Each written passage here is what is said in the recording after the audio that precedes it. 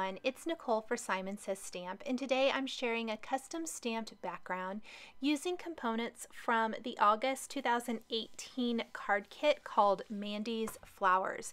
We're going to be using the MANDY'S Flower Shed 6x8 clear stamp set today, the Modern Rose Blooms background stamp, and the Bubblegum Blush Nouveau Crystal Drops that come in the kit to create this card. I've got a piece of smooth white cardstock here that I am using the MISTI. You can use I started with the mini MISTI and I moved on to the larger MISTI because it's going to work better since I'm stamping some of these images off the edge of my background, which is 4 1/4 by 5.5 inches. But I want to stamp all 3 floral vase or potted designs all over my background to create this really pretty custom background with these images. I couldn't pick just one, and I thought it would be fun to create a custom background. It's something I have been exploring a lot lately. It's definitely not a new idea, but I think it's a really effective idea. Whether you do it with stamps or you do it with dies, it's really fun to create a repeating background that almost looks like pattern paper, but you've created it yourself. I am going to continue to stamp these and make sure, I think all but one image hangs off the edge of the paper somewhere. This helps reinforce that feeling that this is just a little snippet, a little piece of a bigger type of image. I think each image is probably stamped twice. However, some of them you're not going to see a whole lot of that. And those open empty spaces, we're going to fill those here in a little bit. Now, something I wanted to do is to stamp my background with a really, really light, subtle pattern. And I played around with a couple of different colors. I did not want to do any masking. I definitely wanted to keep this as simple as possible, but I didn't want the background to be just pure white.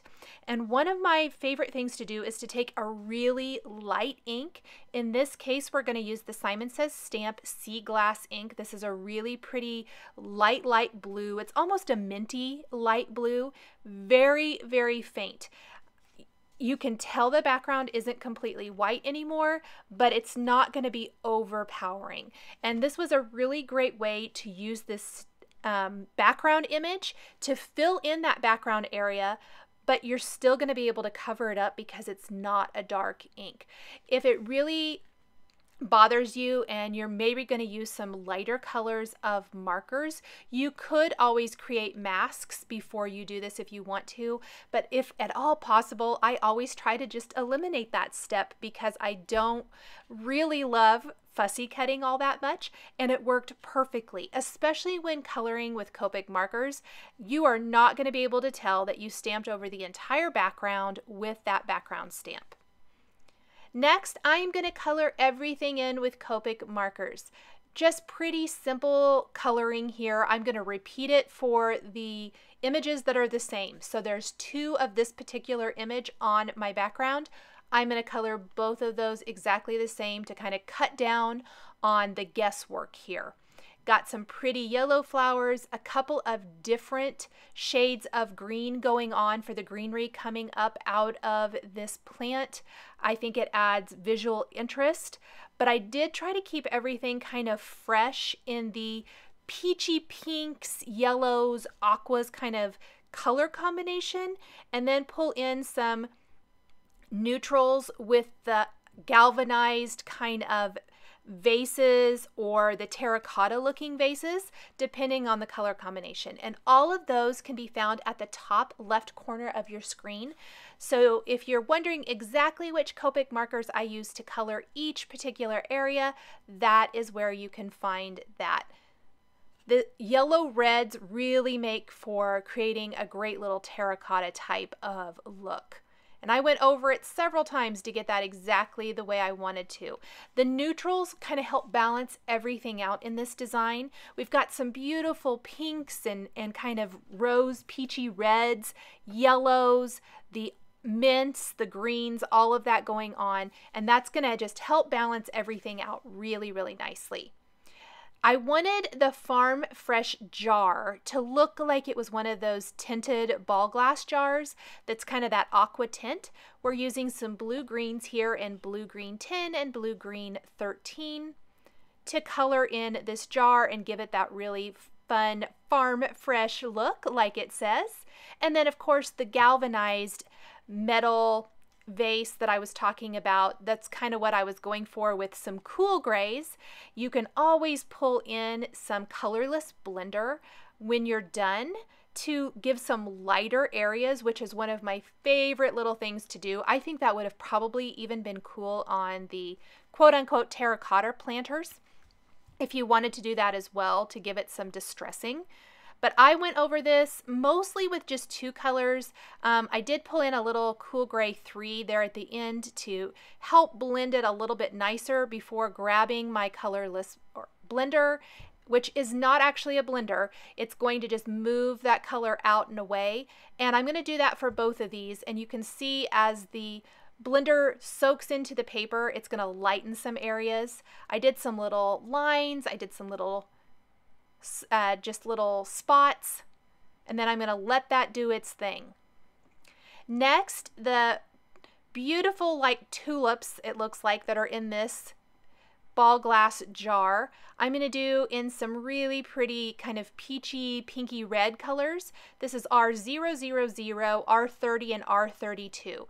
I knew that I didn't want to go too crazy and pull in a whole bunch more colors, and one of my go-to color combinations is R30, 32, and 35, but I felt like I wanted two different not really color combinations, but tones of that. So I went really light with the tulips, and then for the other flower that we're going to do here in a second, I pulled in the R35 and left off the R000, which gives it a little bit more of a reddish hint to it rather than that really pretty peachy pink.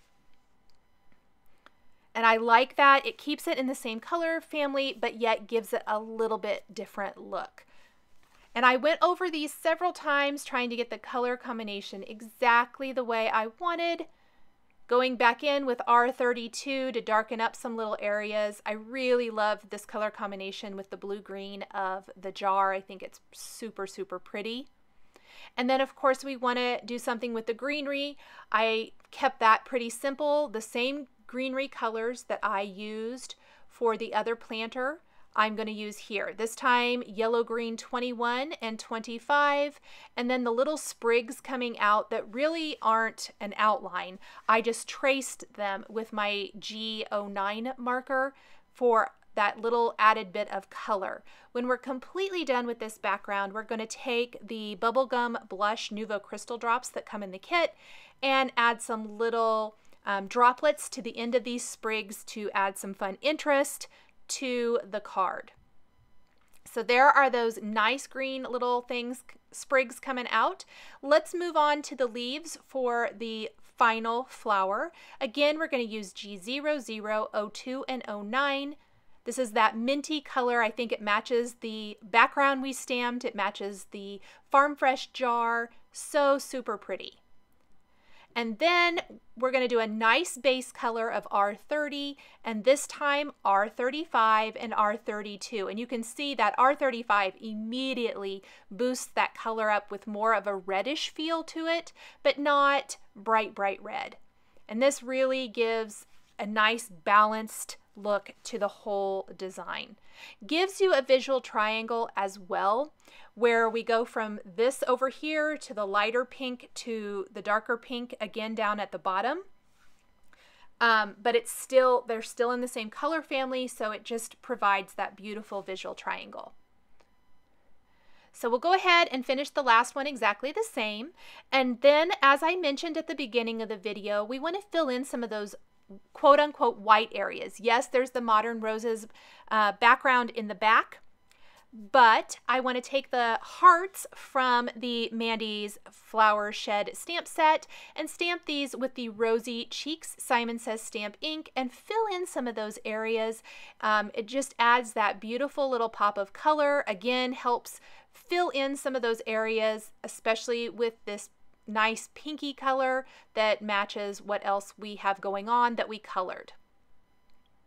Once we have all of our little hearts stamped, we need to add a sentiment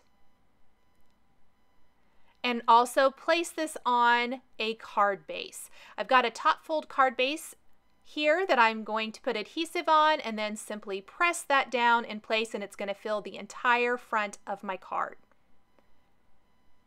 Before I pop my greetings down, I'm going to go ahead and take a white opaque pen, and this is where you can do some of those nice little finishing touches, really following along with the stamp design as far as adding little detail. And I'm not going to go over the top, just tiny little bits of white here and there. You don't want to go too crazy, but I think it adds a lot to the design. And we're going to do that on the vases, the planters, the glass jar, the flowers, kind of all over the place, and just very, very little light pen lines. It doesn't have to be everywhere, just kind of here and there. Want to make sure and stay consistent. Because I did one of the vases of flowers, I want to go ahead and do that for all of them. I did stay away from the greenery. I felt like it really didn't need a whole lot. And I didn't want to, like I mentioned, kind of go too overboard with the embellishing. The background really is the star of the show with this particular card. I'm going to grab some SLATE cardstock now from Simon Says Stamp and use a powder tool to kind of make sure that the embossing powder I use stays only on the stamped areas. And I am going to stamp some sentiments from that Mandy's Flower Shed stamp set. We're going to stamp the thank you a couple of times and the phrase for everything another time using a clear embossing ink. Sprinkle on our white embossing powder, and then trim these into thin strips that we're going to trim down and pop up on foam adhesive kind of in the center of the card. Because the background of this design is super busy, and as I just said, the star of the show, I kept the sentiment really simple. There are some beautiful sentiments in this stamp set. You can use them in lots of different ways, but I thought it would be really nice to still really be able to see the entire background that we've worked so hard on. So these little sentiment strips work perfectly. I also did not think that black cardstock would be the right choice for this design. I thought it would be distracting. A lot of times if black is too distracting, I will go for a gray of some sort. So in this case, I pulled the gray I used, the gray cardstock I used, directly from the gray that I colored those galvanized vases on the card. These foam adhesive strips are fantastic for popping them up. The little bit of dimension for these greetings helps give that definition from the background to the sentiment, so it's still very, very easy to read. Now, one thing, I did have to pop the for everything up. I felt like it wasn't very centered, and it bothered me that it stuck out so much further on the right, so I did rearrange that.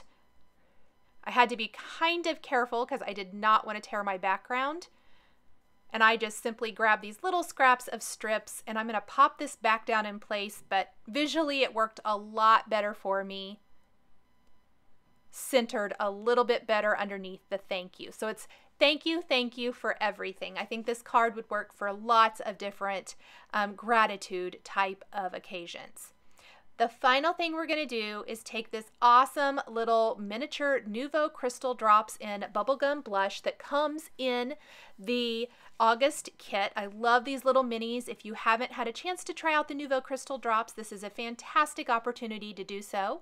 And we're going to create little drops at the end of all of these little sprigs coming out of some of the planters.